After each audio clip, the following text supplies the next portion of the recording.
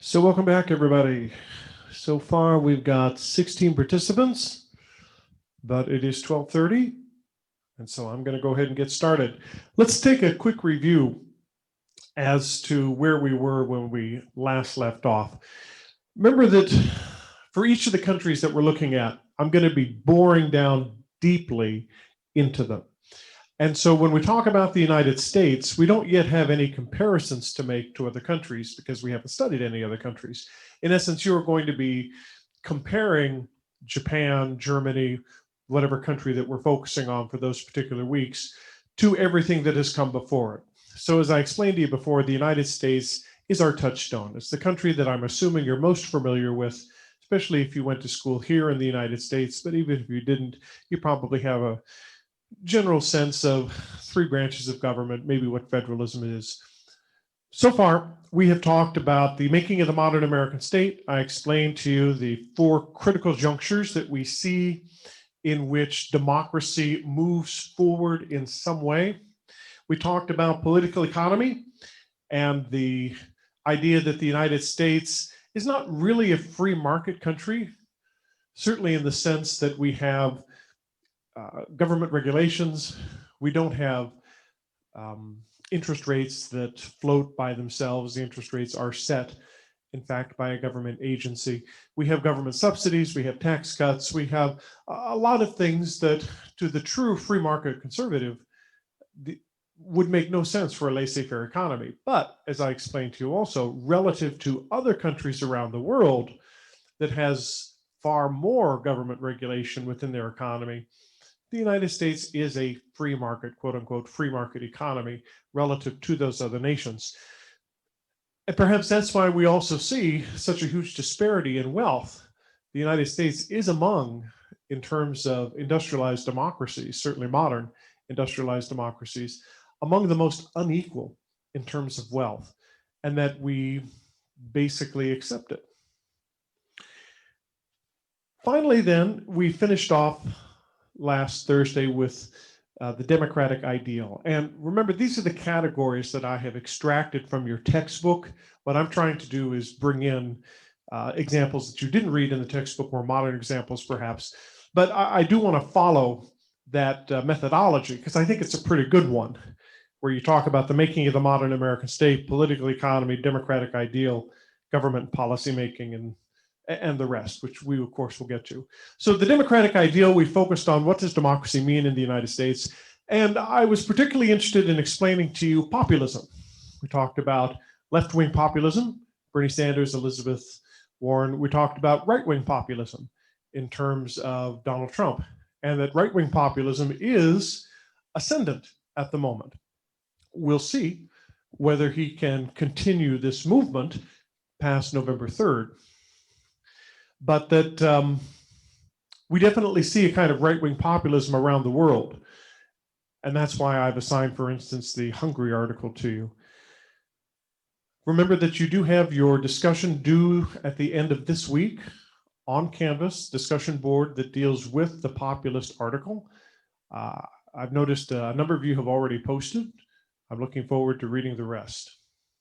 So what are we going to be focusing on today? Today we are focusing on government policymaking, representation, and participation.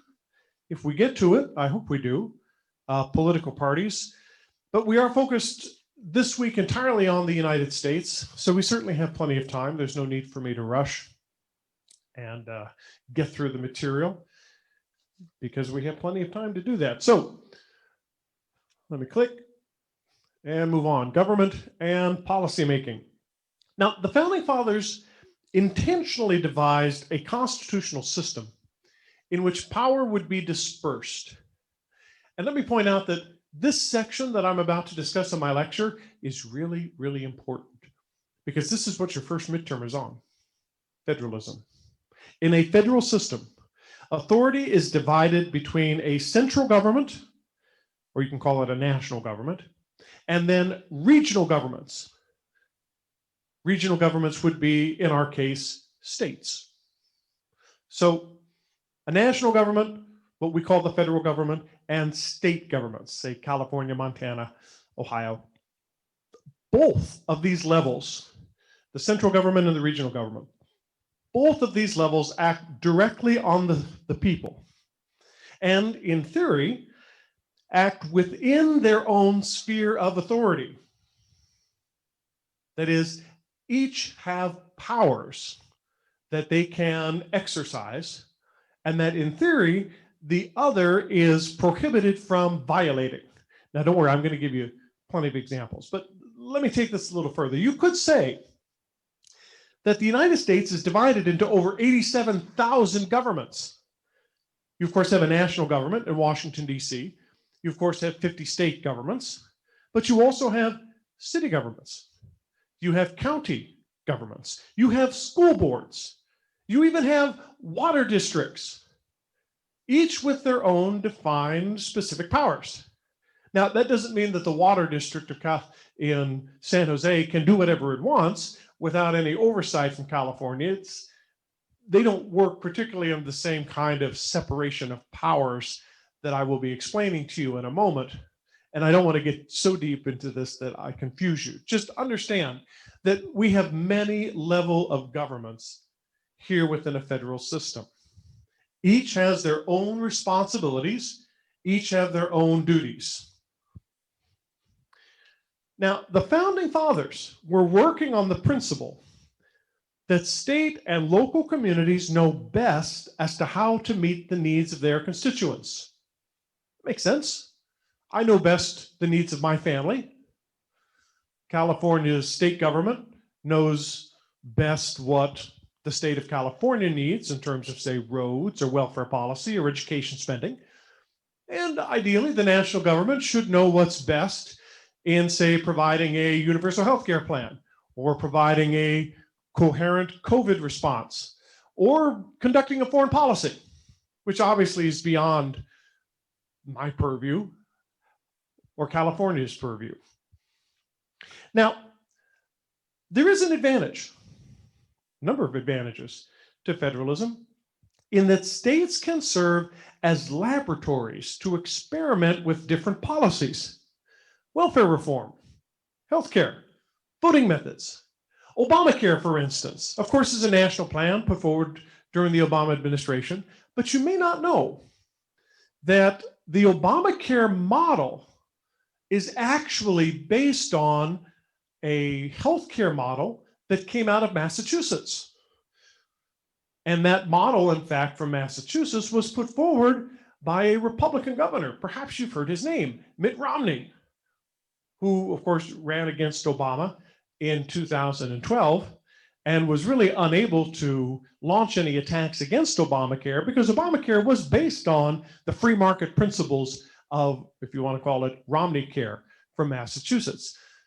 The welfare reform that the Clinton administration embraced back in, 95, I think, 95, 96, that dramatically changed a lot of the welfare policies that the United States had previously been working on from the Great Society. It, for instance, put in limits as to how much you can take. It required some work hours, but it also provided funding for skills training, going back to school, things like that.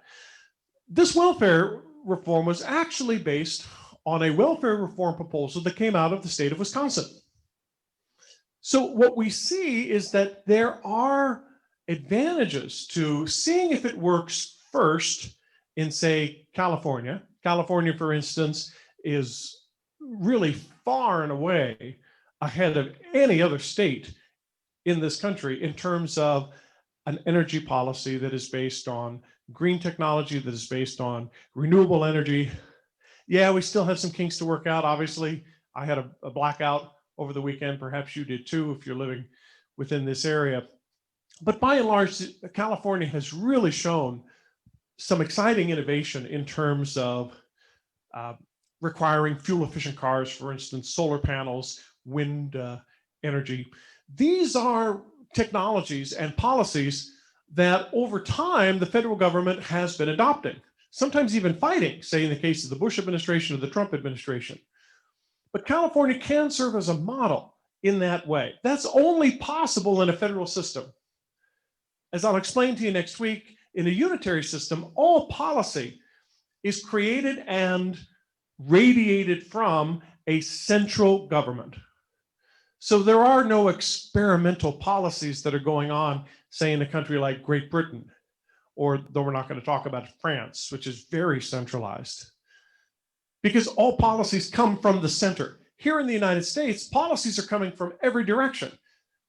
Sometimes they work, sometimes they don't. But that true is an advantage of federalism. If Mitt Romney, for instance, had instituted a healthcare plan that failed in Massachusetts, well, then that would have told the Obama administration, all right, this is not a model that we should use. Let's take a look at Wisconsin's model. Let's take a look at California's model. Let's see what New Mexico's doing. So federalism can provide that advantage with states serving as laboratories. But most important, I think it's most important these days. I wouldn't have said it was most important, say, 10 or 15 years ago, but I think times have changed. Most important, separating powers between levels of government keeps ambitions in check and prevents one level from becoming too powerful. Now, I am not referring here to separate branches of government, because you can use the same analogy by having a judiciary, an executive, and a legislative branch in which each seek to counter the other. You are essentially ambition countering ambition. That's true, but that's not federalism, because any political system, whether federalism, confederal system, a unitary system, they can all have that kind of separation of powers between branches of government. I'm talking about levels of government. There are specific powers that are given to the federal government, written in the Constitution. There are then, I want to say specific, but in fact, in terms of the states, it's not really specific powers. It's basically whatever has not been assigned to the federal government, the state has. All right, that's what our Bill of Rights says. Whatever specific powers have not been given, I'm not quoting it, whatever specific powers have not been given to the federal government are reserved for the states. Now, there are some specific powers that the states are assumed to have. For instance, police powers. And within police powers, that actually is a very broad term. I'm not just talking about police departments. Police powers would include, say, contracts, all right? Marriage contracts, for instance. This is one of the reasons why the Supreme Court had to step in when states were prohibiting homosexuals from getting married, because traditionally, marriage contracts have always been governed by the states. Educational policy. The federal government provides some money to schools, but when the Trump administration says, schools, if you don't open, despite the fact we're in a pandemic, I'm going to cut your funding, he's really just blowing smoke, because there is no significant funding that comes from the federal government that is going to affect, say, West Valley College or Saratoga High School. All that funding comes from the state, not from the federal government. So education policy has always been the purview of states. States also have the right to tax. I mention this because when we get to Great Britain, you'll see that in a unitary system, it can be very different. The Thatcher government actually told city councils, you cannot raise taxes. The federal government has no ability to tell California, you cannot raise taxes. So we see a separation of powers between levels, in which James Madison's analogy about ambition counteracting ambition does work in the same way that you would have three branches of government. But I want to stress, three branches of government is not an example of federalism. When we're talking about federalism, we are talking about separation of powers between levels, a national government and a regional government. So what's an example of ambition countering ambition? When the Trump administration came in, it was eager to try and roll back a lot of environmental policies. Right? In fact, it wants to take away California's special exemption when it comes to mandating fuel-efficient cars. This is something that California has within the EPA regulations and has exercised this for decades. The Trump administration wants to take that away because the Trump administration wants to be able to set fuel-efficient cars at a lower standard rather than at the higher standard that California has. What does California do? It sues the Trump administration. When it comes to DACA, right, the children who were born outside of the United States but immigrated with their parents to the United States and so are not technically legal, right? They don't have citizenship. They can be deported. The Obama administration signed this executive order to protect these young people. States around the country challenged that, took him to court. The Trump administration tried to undo the executive policy. California sued the Trump administration. We can do the same thing with Obamacare. Obamacare, in fact, is still in the courts. You have a number of attorneys generals around the country that are trying to overturn Obamacare through the Supreme Court. And the Supreme Court was due to make a decision this year, but because the Supreme Court is chicken shit, it did not want to actually get involved in making a decision before the election, which tells me that probably there's a majority on the Supreme Court that is willing to overturn Obamacare. Otherwise, I think they wouldn't have punted until after November. So we could be seeing Obamacare overturned come next year, which if you're opposed to Obamacare, you're going to think that's great. If you rely on the healthcare system that Obamacare provides, you may not think that's so great. Now, these are all the advantages, right? Proponents say state and local communities can best meet the needs of constituents. States can serve as policy laboratories. Separation of powers checks the ambition of one level of government against another. That is, neither can grow too powerful. But critics also have their problems. Why do you need 50 different state agencies that is working with welfare, right? We basically know what people need in terms of public assistance when they are out of work, or when they need to go back to school, or when they are raising children and they need childcare or medical care. Do we really need 50 states plus the District of Columbia? All of the inefficiency, all of the waste that is coming through that type of system is what we see with federalism, rather than just have one national system that can coordinate it. Now, of course, the opposite position of that, right? Proponents of federalism will say, what somebody in Wyoming needs in terms of welfare assistance is not the same as what somebody in San Jose needs in terms of welfare assistance. So it's best to have different policies. I'm not saying it is or it isn't. I'm just trying to provide all of the arguments that I can so you can make your own decision. Another argument that critics make is that federalism breeds inequality. After all, not all 50 states have the same amount of funding for education. Now, we can say, well, of course, standard of living in California is higher than it is in Montana, so it would make sense that they wouldn't have the exact same amount of money. But what if Montana was actually putting in a higher percentage of his budget than was California in terms of education? I don't know if it is or not, but let's say that it is.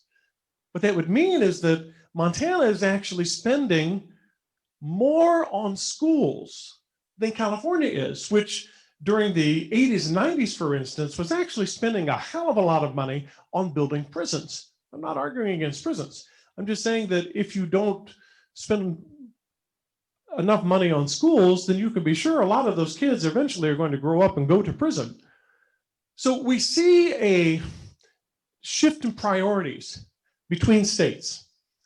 States do not have the same priorities. Some states have very good educational system. Some states have great prison systems, but it is not an equal system. And so the argument here that critics put forward is that federalism breeds inequality.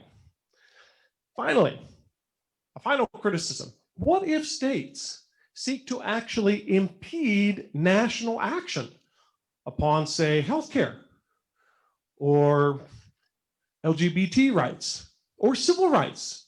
Certainly during the 1960s, what we see is Southern governments doing everything they could to prevent civil rights from moving forward.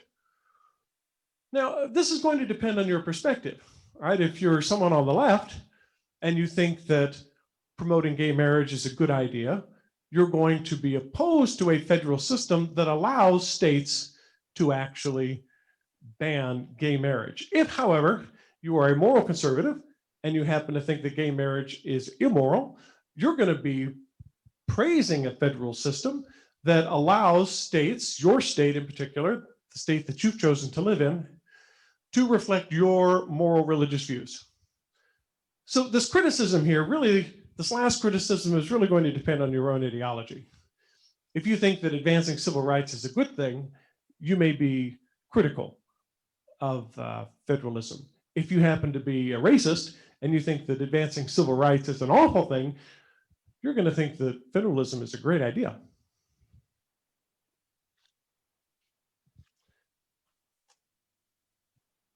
Regardless of whether you're a fan of federalism or not. And again, I want to stress, this is really important, federalism, because it is your first midterm. You are going to be comparing federalism to unitary systems. Whether you're a fan of federalism or not, the strategy of checks and balances remains an important element to our constitutional democracy. And it's most clearly illustrated in the three branches of government at the national level. So we are moving on to the three branches. Again, I want to stress that these three branches are not an example of federalism. You can have these three branches in any type of political system. So please don't tell me on your first midterm that because we have three branches of government in the federal government, we are a federal government. That's not an example of a federal government. It's an example of separation of powers, but it's not an example of federalism. Still, we need to talk about the separation of powers at the national level. And I'm sure you know it all if you watched any of the Schoolhouse Rock cartoons growing up. The executive, the legislative, and the judicial branches each share in the responsibilities of governing and has some oversight over the other two branches. Constitution is our foundation. Our democracy is based on the Constitution. The founding fathers wanted something that was written down. I will explain to you next week that there is no written constitution in Great Britain. Now, if you happen to be a Brit, you may be going, of course there's a written constitution, but it's not in the same way. The written constitution, quote unquote, constitution in Great Britain is actually thousands of different laws, customs, norms that they call a constitution. So in Great Britain, they think of a constitution conceptually. Here in the United States, when we talk about a constitution, or in the Federal Republic of Germany, when they call about the basic law, they are talking about a piece of paper.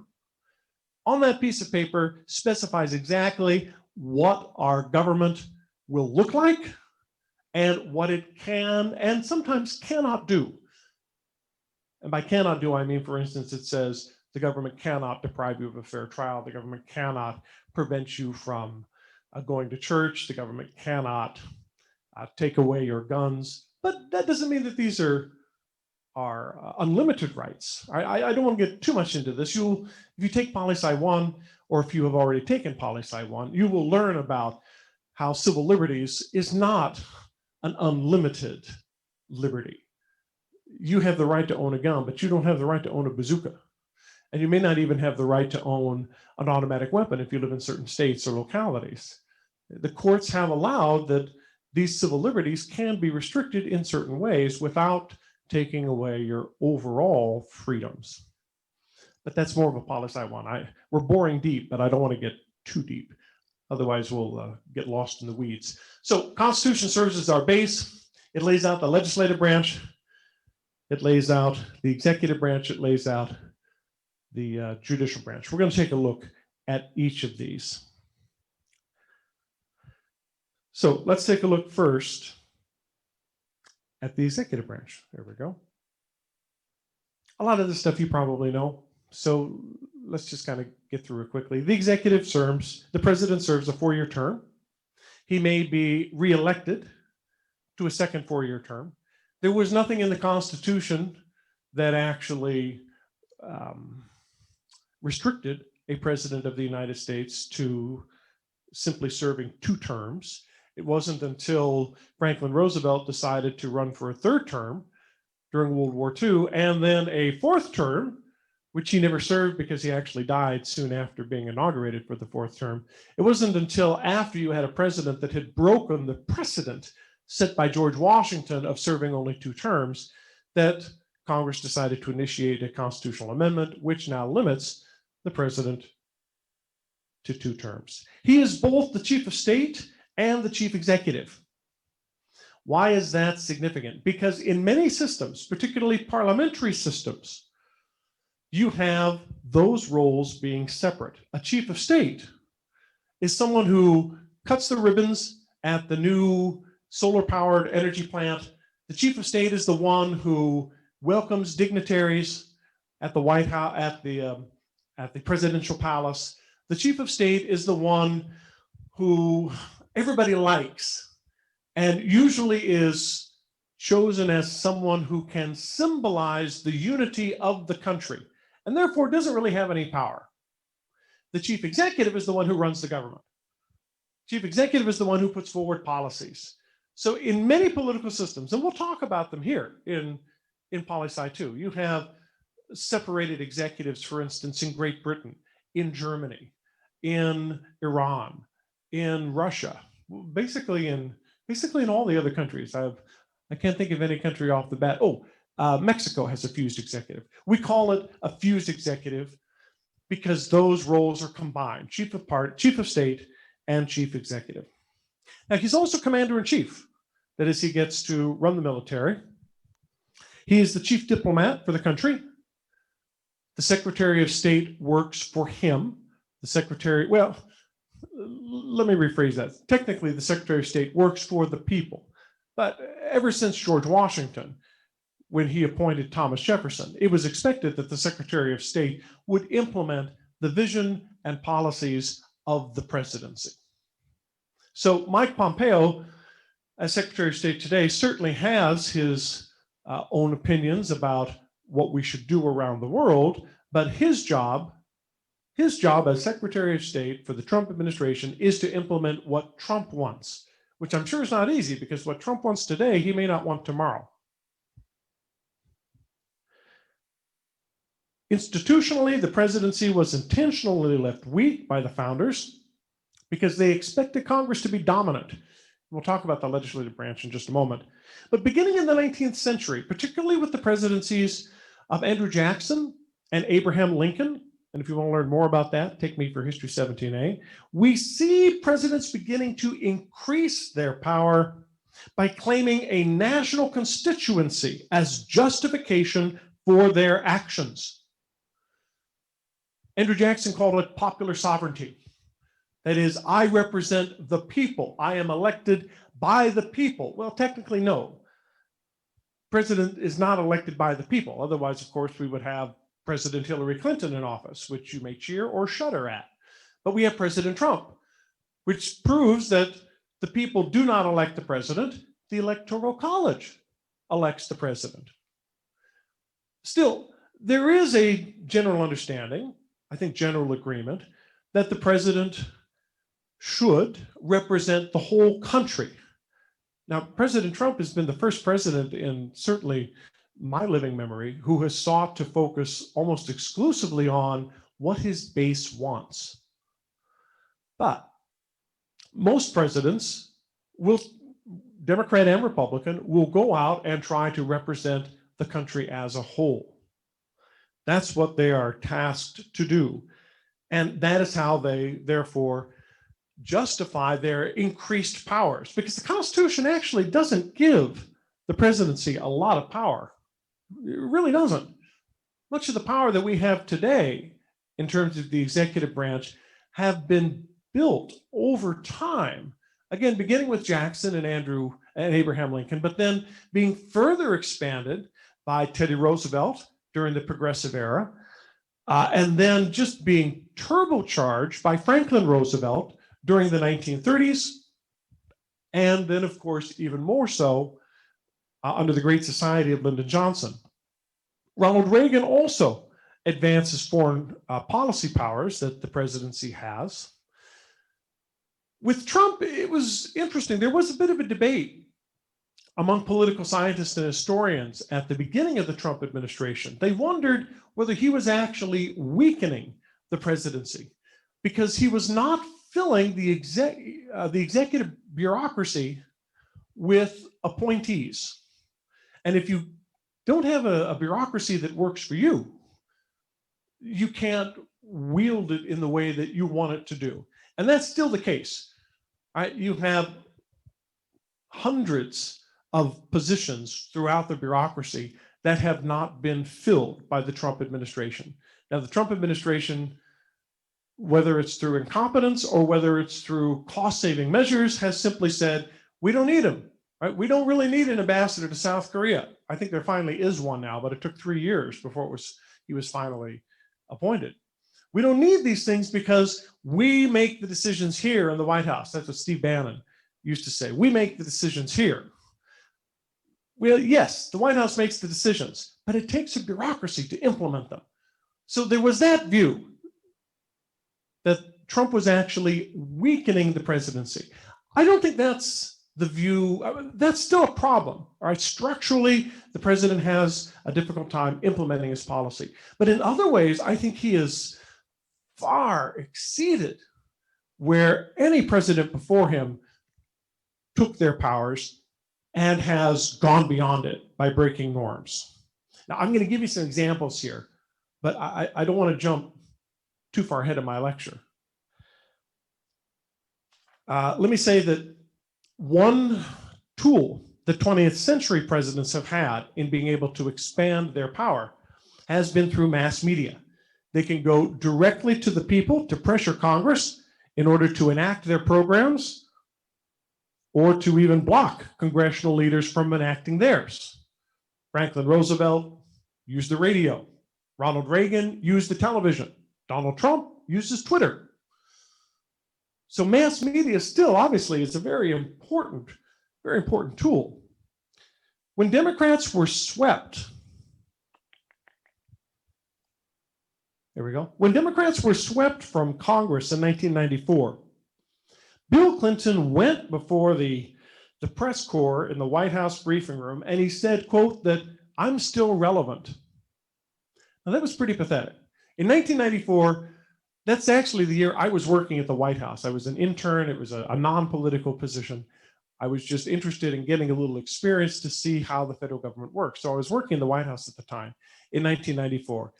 And it was a historic loss for the Democratic Party. They lost the House of Representatives, they lost the Senate, they lost governorships all across the country. The first 2 years of the Clinton administration had been, even in the most kindness way that you can describe it, a disaster, and Democrats suffered at the ballot box. In many ways, similar to what Obama went through with the Tea Party 2 years later. Well, it looked pretty bad for Clinton. Clinton, of course, came in with high hopes. He was going to renew America. He had a progressive agenda that he sought to put forward through Congress. And now what we see is he lost Congress. Democratic Speaker of the House actually lost election that night, 1994. You know when the last time a Speaker of the House actually lost a re-election? It was in 1860, just before the Civil War.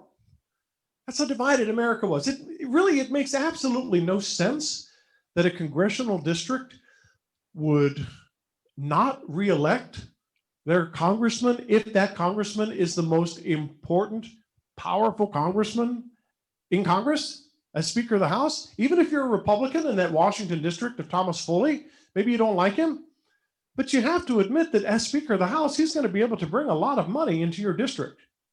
So that is how dissatisfied Americans were, that even voters in Washington were willing to throw out the most powerful person in Congress and replace him with a nobody who would be able to bring no money to the district because he was a nobody, right? He had to start off at the very bottom and work his way up through seniority. So Clinton had to prove that he was somehow still relevant. And it was sad. I mean, it was pathetic, really, when a president of the United States comes before the press and say, hey, you know, I am president. I'm still relevant. Everybody kind of snickered. Even Democrats thought, put a fork in him, he's done. But Clinton was an incredibly resilient person, someone who constantly confounded his enemies. Republican leaders thought that they could simply steamroll Clinton. They now controlled Congress. And so they proceeded to pass a very conservative agenda and dared Clinton to veto it, which he did. Clinton refused to be marginalized when he forced the Republicans in Congress to shut down the government.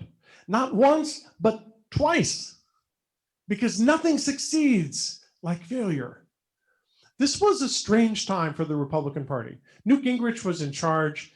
This was a party that was driven more by ideology than it was pragmatism. And that, in fact, was the selling point of Newt Gingrich. I am going to ideologically purify this party, which for too long has become a moderate, pragmatic party, which is why we don't win elections anymore. And Newt Gingrich was right in the sense that he did reinvigorate the party with a lot of young ideological conservatives who attracted a lot of votes. But if you are unwilling to compromise, whether on the left or on the right, whether you're Newt Gingrich on the right or Bernie Sanders on the left, if you are unwilling to compromise, in our political system, nothing gets done. And because Newt Gingrich thought he could simply force Clinton to accept this, and Clinton said, no, I'm going to use this veto pen, which the Constitution gives me a right to do. And so Congress shut down. Newt Gingrich said, we're going to force him to do this. We're going to shut down the Congress. But it didn't work. The public actually turned against the Republicans in Congress. And so a few months later, when you had another disagreement, Newt Gingrich shut down the Congress again. It didn't work the first time. I guess he thought, well, it's bound to work this time. It didn't work the second time either. Both times, Clinton, who was in a very weakened position after the 1994 debacle, came out stronger. And that was entirely because of Newt Gingrich's ideological stubbornness. He and his Republican cohorts made Clinton relevant.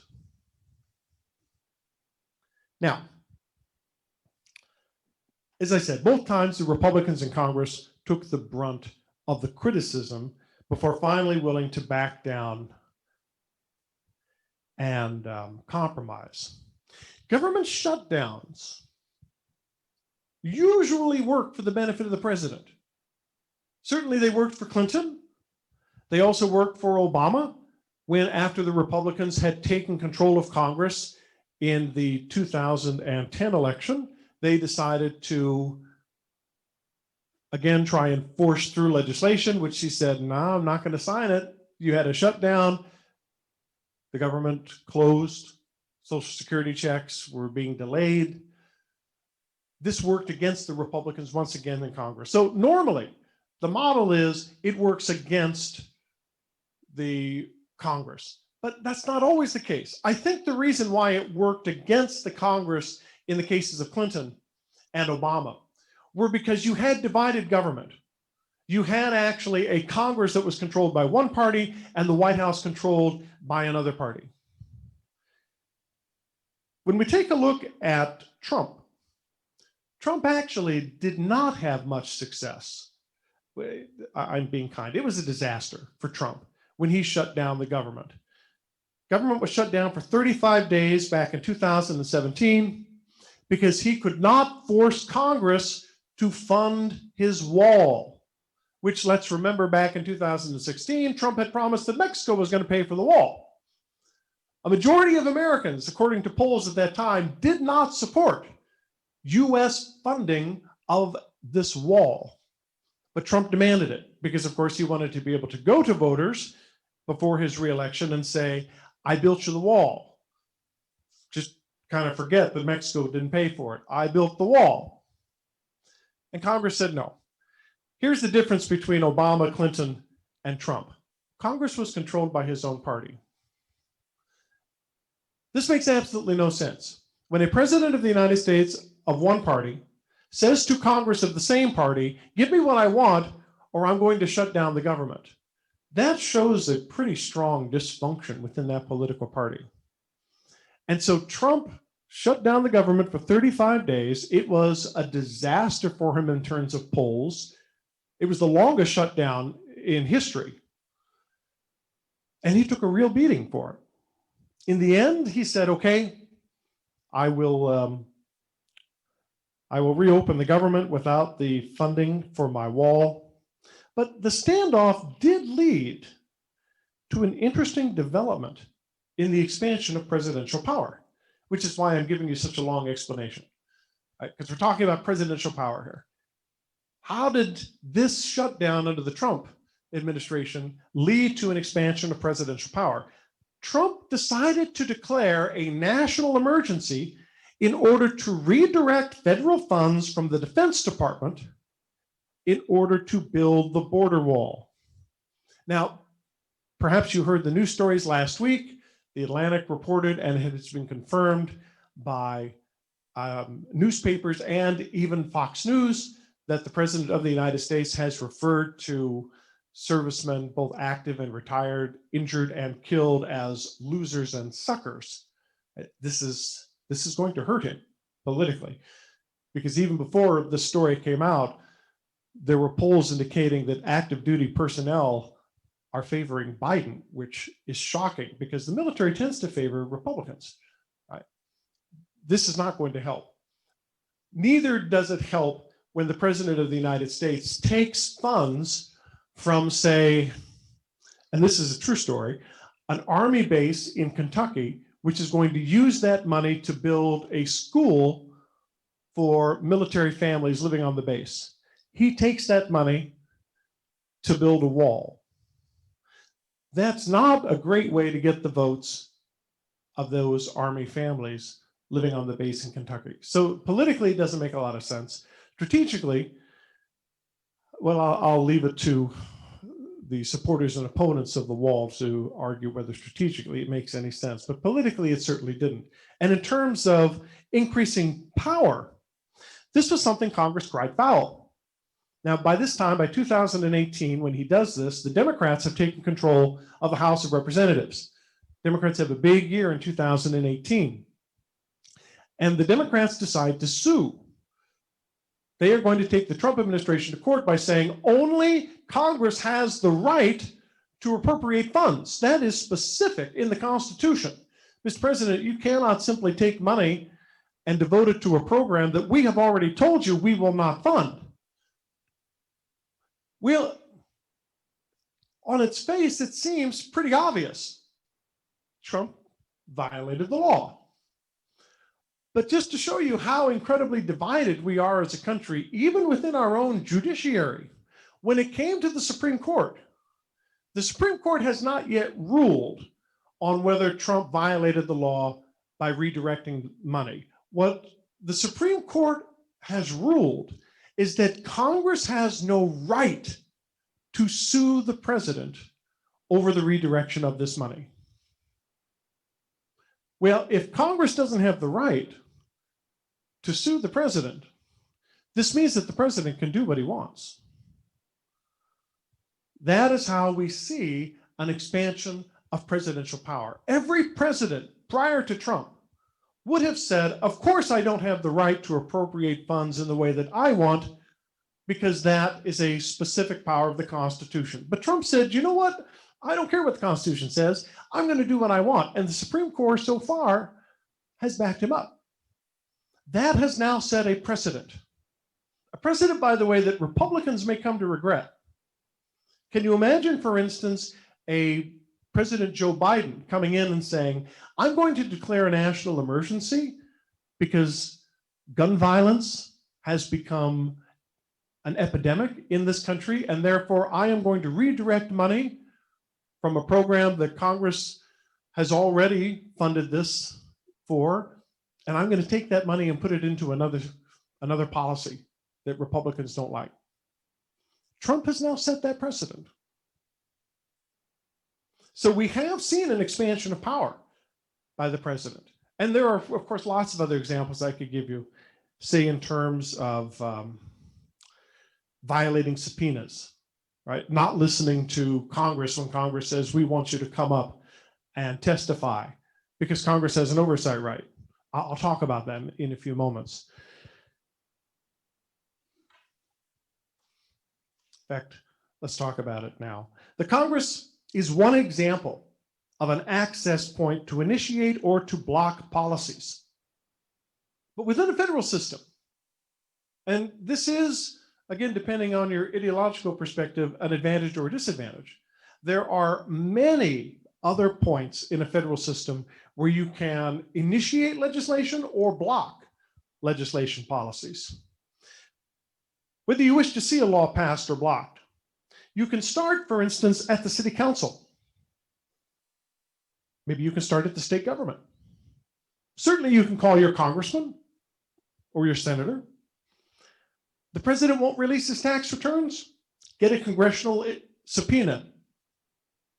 What if he ignores the subpoena? Well, New York passed a law willing to offer Trump's state tax returns to Congress if Congress requested it. California, in fact, had the most innovative law at all. It required all candidates on the primary ballot to have publicly released their tax returns. Now, you may be wondering, how come you still haven't seen Trump's tax returns if California had that law? Because the California Supreme Court ruled that law to be unconstitutional. But what it shows is that under a federal system, you have the ability to go around the federal government in a variety of ways.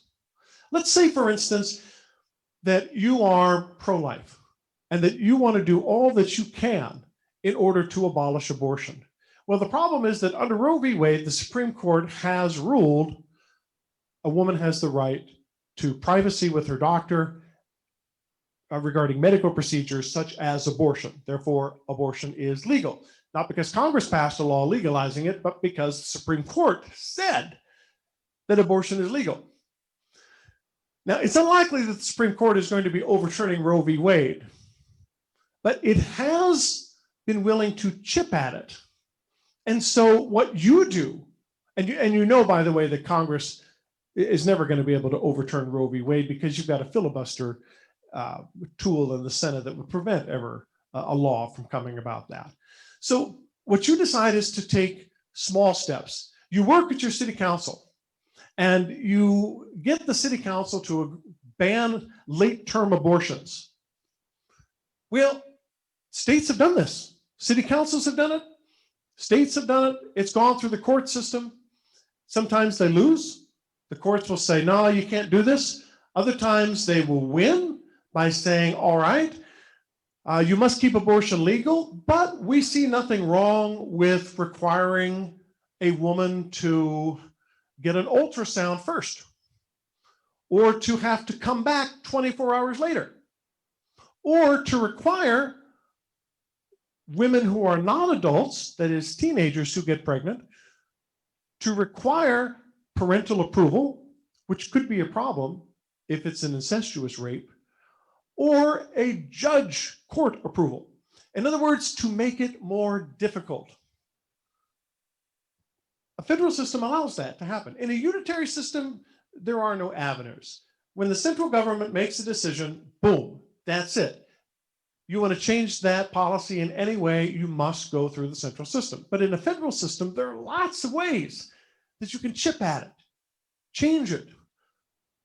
What pro-life forces are hoping, of course, is that over time, as they are chipping away at the right to Roe v. Wade, they are trying to persuade the public that abortion is murder and that therefore we need to abolish abortion. Now, they have not been successful. The polls still indicate that the vast majority of Americans support a woman's right to choose. That doesn't mean they support abortion, right? I used to do this exercise in my classroom. I would ask, how many students actually support abortion? Not many students would raise their hand. But if I asked them, how many of you believe in keeping abortion legal? That's when you get the hands going up. So over time, a federal system allows you to make changes through other avenues, other directions that a unitary system simply doesn't allow you to do. Now, if a bureaucratic agency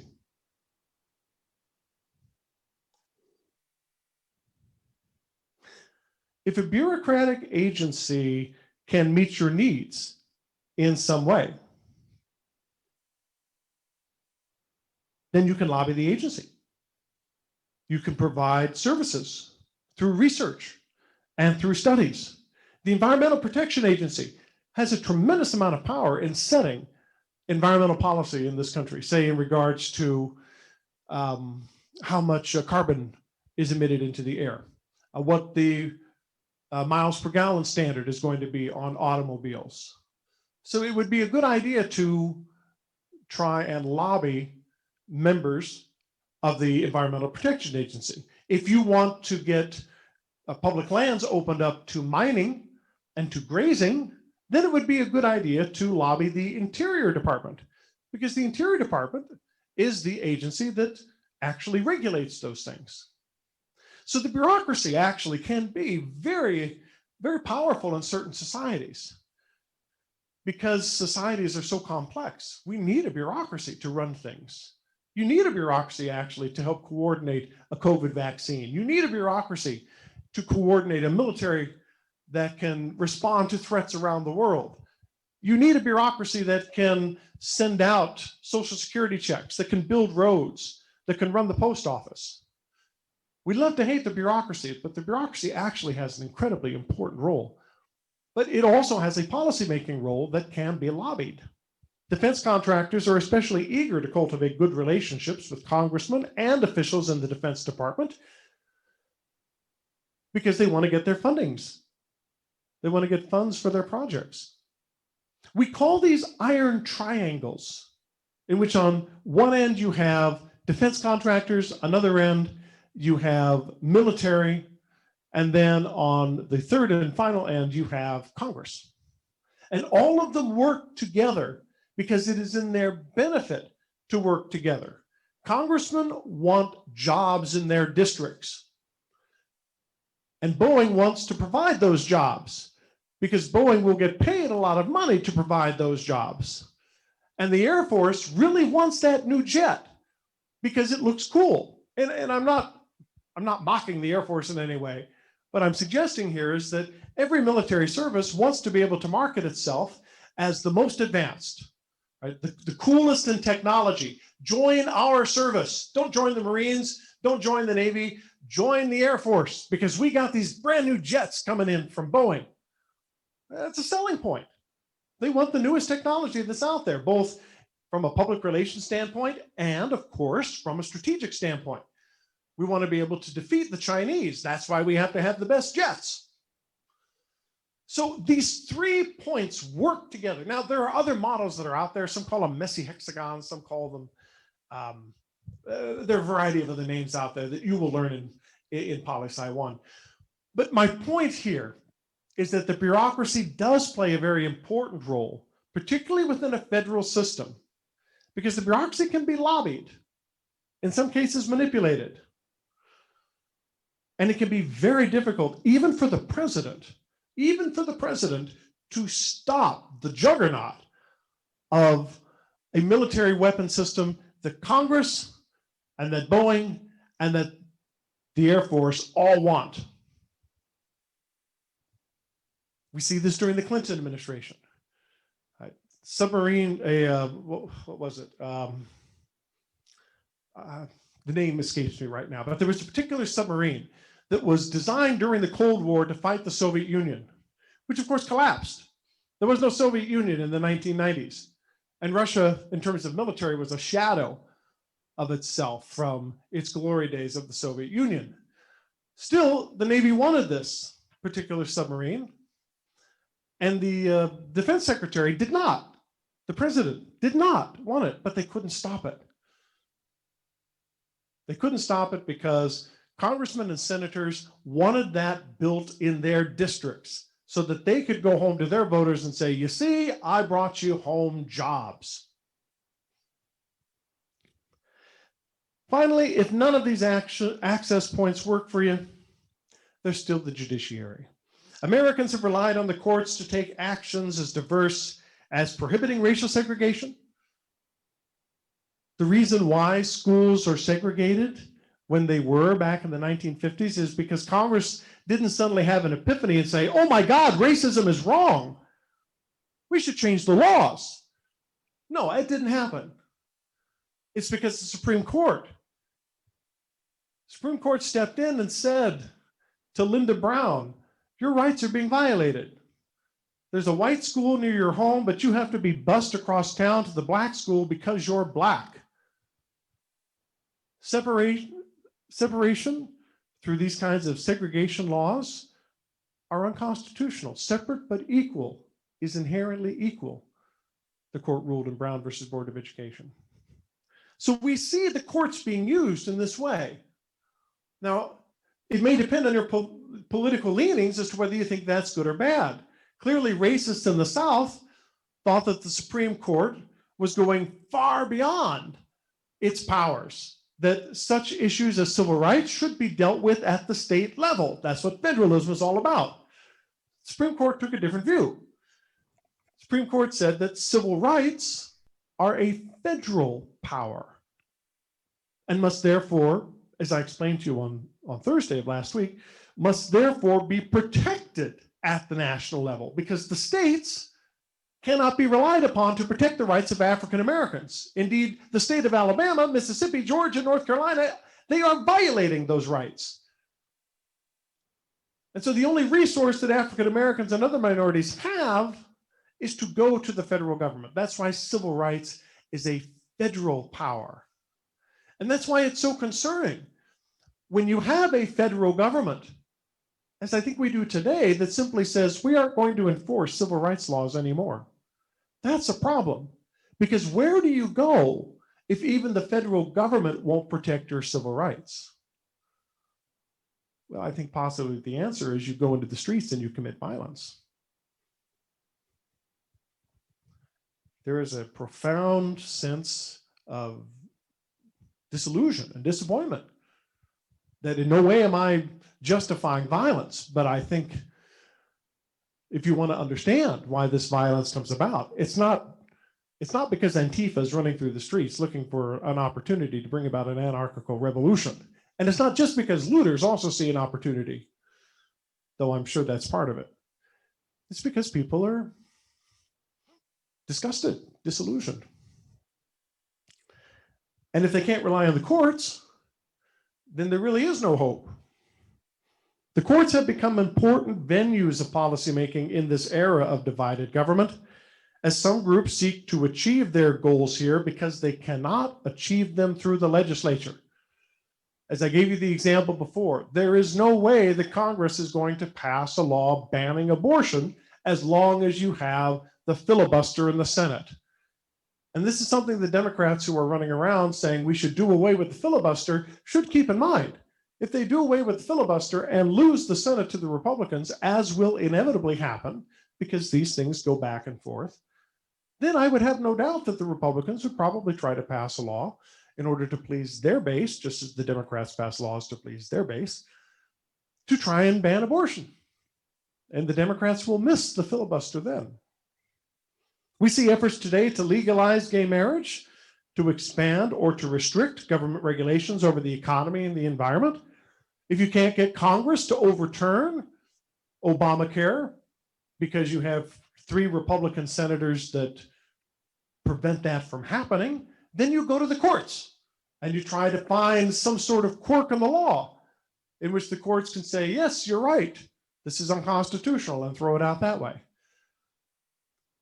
The courts try not to be a political football, but sometimes they get sucked into these things that can only be decided by a court decision. For instance, let me give you one quick example before we move on. Can you force a president to obey a congressional subpoena? The Supreme Court recently just ruled that yes, a president must obey a subpoena, but the subpoena cannot be a fishing expedition. The subpoena must be specific in scope. And this is specifically in regards to Trump's taxes. Congress, under a very specific law, says it has the right to request anybody's taxes for any reason. But still, Congress, in its subpoena, was very specific in laying out, here are the reasons why we are requesting President Trump's taxes. Trump simply refused to obey the subpoena. He said, no, you have no right to subpoena my tax records. I don't care what the law says, you have no right. This has been a very good strategy by Trump, by the way, a very good strategy. Delay, delay, delay. This was a strategy, of course, that he used as a businessman as well. Constantly go to court, constantly sue, try to force your opponents into bankruptcy over lawyers' fees, or simply giving up because of the constant delay that it would be. Trump was notorious for not paying his contractors, notorious for it. But to take him to court was also not a particularly winning strategy, because even if you won, you may go bankrupt trying to win. And chances are, if you did make it, it would take you years before you finally got through it. So this is a strategy that Trump used very effectively as a businessman, and he's using it again today. The Supreme Court finally stepped in and said, you must obey the subpoena. But by giving Trump some wiggle room, by saying that you can challenge whether this subpoena is specific and relevant, this has now lengthened the time. Congress has to go back to the lower courts and continue to fight to get the taxes, in which case after November 3rd, it may not matter. So it's an example of how Trump has broken another norm, where the president can simply ignore a congressional subpoena or delay it. No president, Democrat or Republican, has done that before. And this is a precedent that I promise you is going to be used by Democratic presidents against Republican Congresses in the future.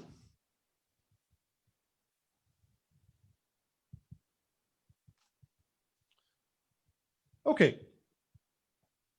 Representation and participation. This is where we really get into Congress. Hold on just a second. Let me take a drink.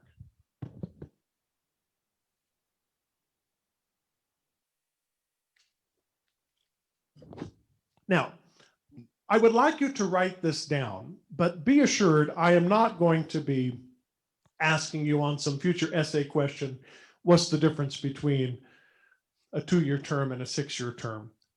I just want you to understand that there are differences between the House and the Senate in terms of their powers, in terms of their structure, and that these differences also shape the culture of these two bodies, or at least it used to. The Senate used to be a much less partisan institution. And what I mean by that is that Democrats and Republicans used to come together more often to sponsor legislation and to try and find a compromise. In the House, this is less so. The House has 435 members. Right? This is huge. 435 members. Imagine trying to herd 435 cats. It would be impossible. This is why I think it's so important that you have political parties. Now, yes, I know some of you, probably many of you, think the political parties are the bane of our political existence. That's why we have so much gridlock in this country.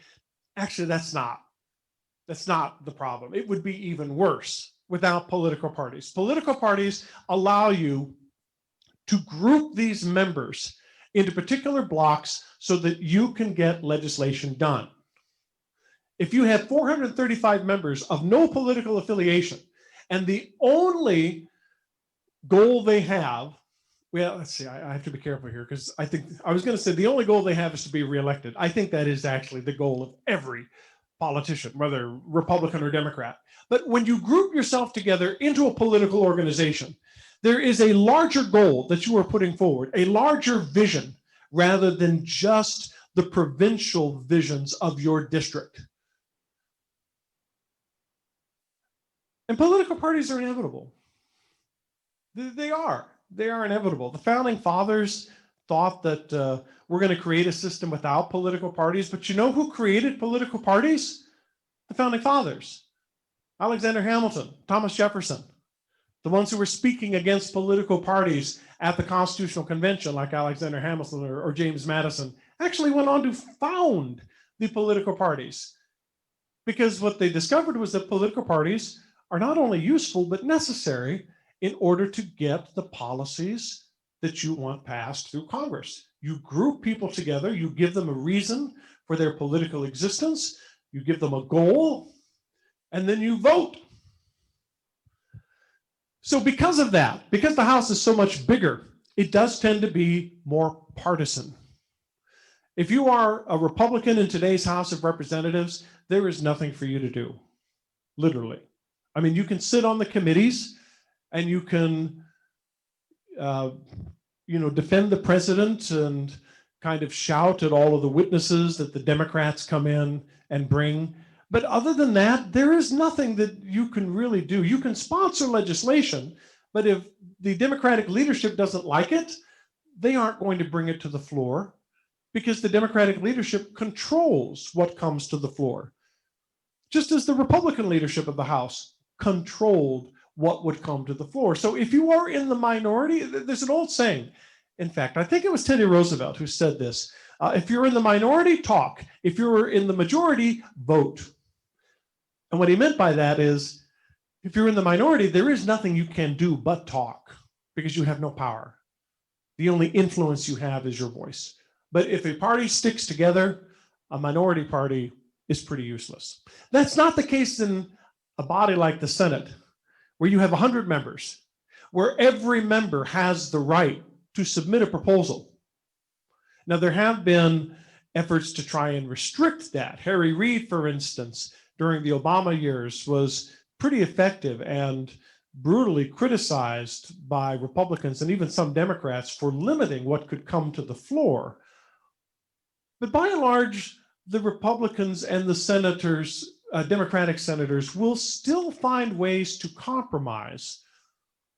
But I will tell you that I'm 53. Over my years, I have watched the Senate become more partisan, more polarized through a partisanship than certainly I saw as a teenager viewing politics back in the Reagan years of the 1980s.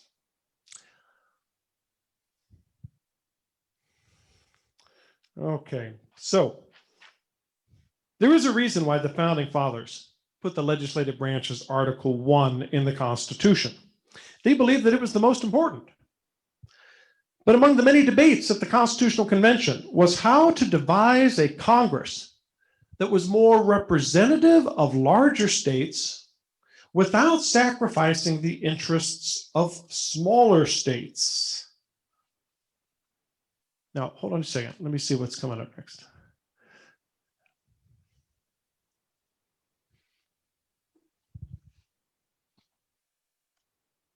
Yeah, okay, we're fine.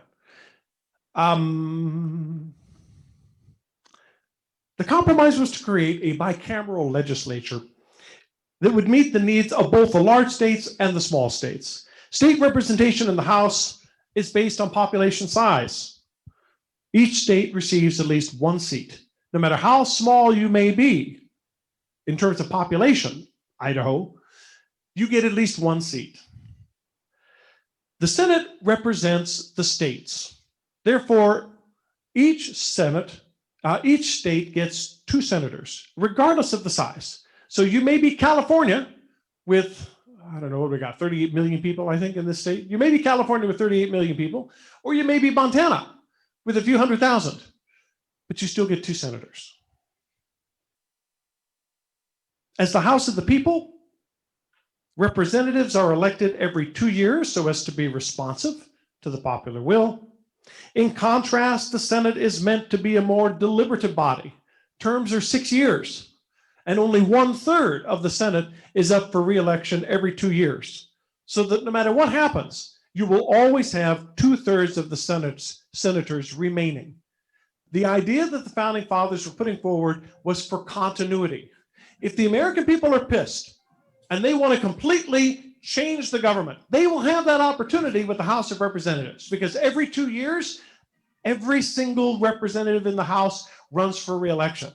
But you don't want the instability that that will bring, which is why you make the Senate. The Senate has the ability to keep that continuity. This may be an apocryphal story, but Washington once described the Senate as the cream of the hot coffee that the House of Representatives puts forward. If the House of Representatives wants to tax the rich, it can do so. It can pass a law today. But taxing the rich may not be a good idea for the economy, or maybe not taxing them as much as the House of Representatives would like to. And therefore, the Senate puts some coffee into that puts some cream into that hot proposal. It soothes the hot tempered anxieties coming out of the House. That's why you don't want a complete overthrow of the government, according to the founding fathers. You may find this to be totally inadequate. If you want to bring about real revolutionary change, our political system doesn't allow that to happen. But if you tend to be more conservative, or if you tend to be more moderate, and you want changes around the edges rather than revolutionary change, you probably would be happy with the system that we've got. In both chambers, demographics of the members are similar. Most are white, highly educated, professional males. Although in the last midterm elections, 2018, you did see more women being elected into the House than you ever have seen before. Of course, both of our senators in California are women. Most of them are lawyers. Now, as I mentioned a moment ago, the Congress has two main functions, legislation and oversight. These functions also are divided somewhat between chambers. In a nod to the will of the people, revenue bills can only originate in the House. You want to raise taxes? Only the House can pass a bill. It must pass that bill first. Now, the House does have the ability to give the Senate permission to pass a tax bill first, which then, of course, must come to the House for consideration. But unless the House gives its permission, the Senate cannot do this. The Senate does not have the constitutional power to raise taxes. And this is largely because of that revolutionary anger by the founding fathers that said, Great Britain is taxing us, and we didn't vote for anyone in Parliament. Only our colonial legislature should be taxing us. And Great Britain said, your colonial legislatures are nothing. They do not represent you. They are merely playrooms in which you think you are being represented. Real power comes from Parliament because Great Britain is a unitary system. I didn't go into the history of it. Again, I do explain it in History 17a. But there really is a very strong dislike of a unitary system because of the way Great Britain was treating the 13 colonies. This is why the founding fathers moved to a brand new system. There was no such thing as federalism until the United States established it. Treaties in cabinet and judicial nominations must be submitted to the Senate for approval or rejection. Only the House can impeach a president. Think of impeachment as indictment. The Senate then holds the actual trial. And that's, of course, what we saw with Bill Clinton. That's what we saw with Donald Trump. Both chambers must agree on the exact wording of a bill before it can be submitted to a president for his signature. The House cannot pass a bill and the Senate pass a separate bill, and then the president say, okay, I think I will choose this COVID relief bill from the Senate because the Senate is Republican and puts in less money. Doesn't work like that.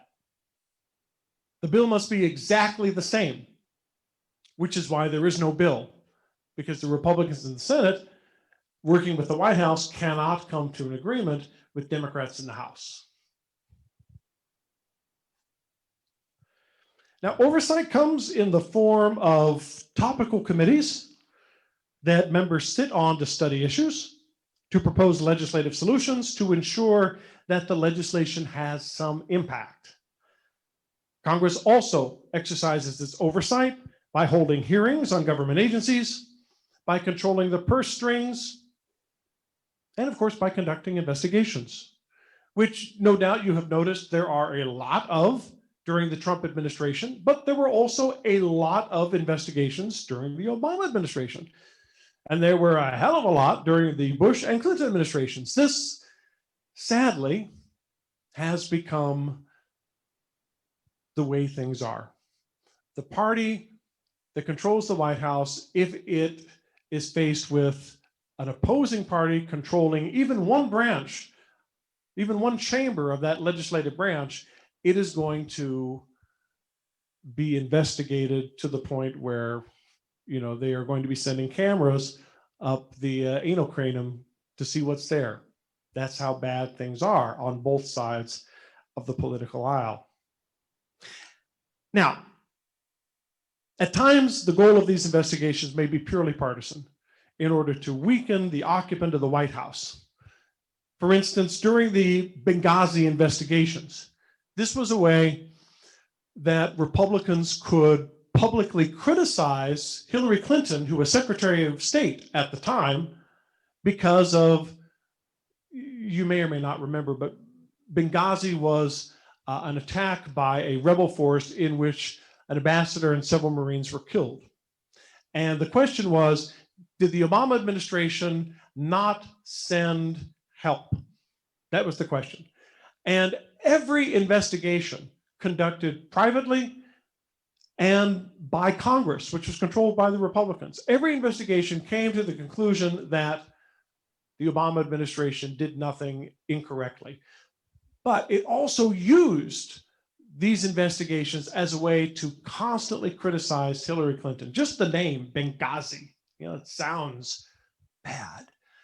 And so Rand Paul, for instance, Senator Rand Paul from Kentucky, was very open in his comments that we were able to bludgeon Hillary Clinton, who they knew would be running for president in the following election. So yes, we see these investigations being used for partisan reasons.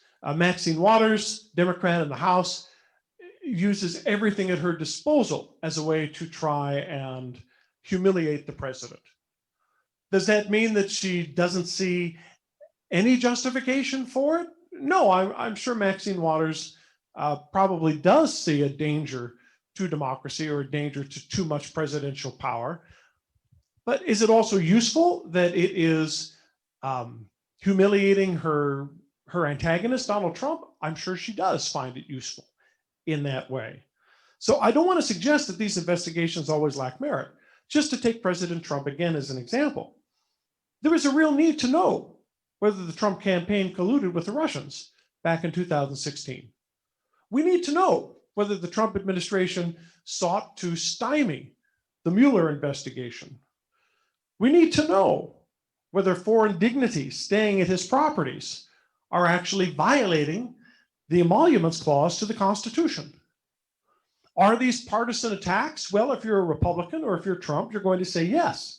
But are these important questions that need to be answered? Well, yes, they are.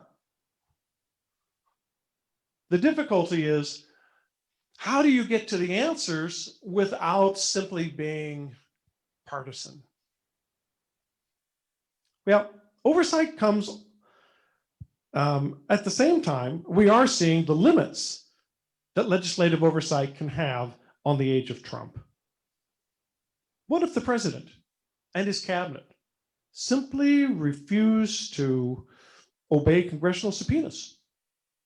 What if they just don't show up? They are required by subpoena to report to the Congress. And if Attorney General Barr says, no, what are you going to do? Okay, you subpoena him. You've subpoenaed him. Now what? What power does Congress have? Does it send a sheriff over to the Attorney General and bring him back to the Capitol building and lock him up in the basement? No. Although theoretically, Congress can do that. Right? There was a court decision, I think it was back in the late 19th century, that actually said Congress does have that authority, that a subpoena must be obeyed. But let's be real. Nancy Pelosi is not going to be setting up a prison. Can you imagine the stories that QAnon would be putting forward about that? Nancy Pelosi sets up pedophile sex slaves in the Capitol basement. So Congress is stymied when you have an administration, for the first time in history, that simply says, no, we're not going to obey your subpoena. We're not going to give you the records that you have every right to ask for. We're going to ignore it. Well, again, the question is, what alternative does Congress have? You can impeach him, But are you going to impeach the president because he doesn't give his tax records? Is that really what you're going to do? And even when you impeach the president because he is colluding with a foreign government to try and dig up dirt on his Democratic opponent, Joe Biden, that didn't exactly work for the Democrats, did it? We're in new territory, guys. We are in new territory now with a president who not only ignores historic constitutional norms, but violates the law with impunity. Now, again, let me say, I'm no Trump fan, and perhaps you may be thinking, well, Dr. Kelly doesn't like Trump, so why should I listen to anything he's saying? I understand that may be your view, but I'm not trying to come off as partisan here. Believe me, as I mentioned, I think before, I hope I mentioned, I'm a registered independent. And I used to be a Democrat. I was young. You know, we all are. We make mistakes. I'm a registered independent today. I have been for a long time. And so my view of Trump is not partisan. Believe me, from an academic position, it is one that is based on a fear that democracy is being eroded. Now, I'm not suggesting we are on the verge of an authoritarian takeover here by the Trump militia. But what I am saying is that the norms that are being broken down just over the last 4 years have been significant. They have significantly changed how our democracy operates and how our democracy should operate. And if a president simply says, I'm not going to obey the law because I don't like what that law says, well, if you're a Trumper, you may say, ha, he's owning the liberals. But is that what you're going to say if a Democrat is in power? Probably not. In fact, I know that you're not, because during the Obama administration, when Obama decided to sign an executive order for DACA to protect these young people, Republicans called him a tyrant. Yet they stay silent when what we see Trump doing is far, far in excess of the presidential power that Obama exceeded. We're in a partisan time. I understand that people tend to root for their teams and that they ignore the violations that their own team makes when they were only criticizing the other team previously for making the same violations. I understand that. But let's not forget that what we see happening today is different. The kind of norms being violated is leading to the erosion of the democratic system that we have come to rely on for so many centuries in this country. Many of these issues are going to work their way through the courts, but the courts are not non-political, particularly if you're appointing judges on the left and on the right that may be eager to put forward their own ideological views. So we're going to see more conflicts, that's for sure. Okay, I got 2 clips for you because I haven't shown you any movies yet. And I know that we're almost out of time, but I've got a few minutes here, just long enough to show you 2 clips, both of them from The Daily Show, talking about political parties. I'm sorry, hold on. No, this is not from The Daily Show. These are 2 examples of political campaign ads. Now, they're from 2016. Perhaps you saw this one on TV. As millennials, your voice is important. You're the ones who will decide this election because there are so many of you. So many. And luckily, I, Hillary Clinton, share all of your exact same beliefs, and I always have. Since the beginning of my campaign, I have constantly said we need a revolution in the streets. Millions of people coming together because America should be for everyone, not just a handful of millionaires and billionaires. I know you millennials. You're fired up. You're angry. And I'm angry too. Because the top 10% of the top 1% control 90% of the wealth in this country. And I've always said that, ever since I was a young boy growing up in Brooklyn. Oh, Brooklyn. And when it comes to that darn Wall Street, I've always believed no bank can be too big to fail, no executive too, you know the rest. It's that famous mobilizing sentence that works on you guys that I've been saying this whole time. So thank you, millennials, for lending your support to the biggest outsider Jew in the race, Hillary Rodham Clinton. There's a lot of work to be done, and that is why I am sick and tired of hearing about my own damn emails. This message was paid for by Hillary Clinton. Feel the burn for her. I'm whoever you want me to be, and I approve this message. I'm trying here, guys. All right, that of course is a big criticism of Hillary Clinton. Just exactly what did she stand for? And then just to be fair, we'll provide one more from Saturday Night Live on the Trump campaign. The media's been saying some pretty negative things about Donald Trump. But what are real Americans saying? The guy's a winner. He's authentic. He's the only one who's actually created jobs. He literally wrote the book on negotiating. Trump's an outsider. Washington needs that. I think he can make this country great again. So when people ask why you support Donald Trump, you just tell them. He's going to take our economy from here to here. I like that. He's not some cautious politician. He says what I'm thinking. I don't know what it is. I just like the guy. Some of his ideas seem a little out there, but I like that he's looking towards solutions. He's definitely not PC. So why do I support Trump? 3 words. Good at business. A message from Racists for Donald Trump. All right, guys, good place for us to end. I'll see you all on Thursday. Have a great week.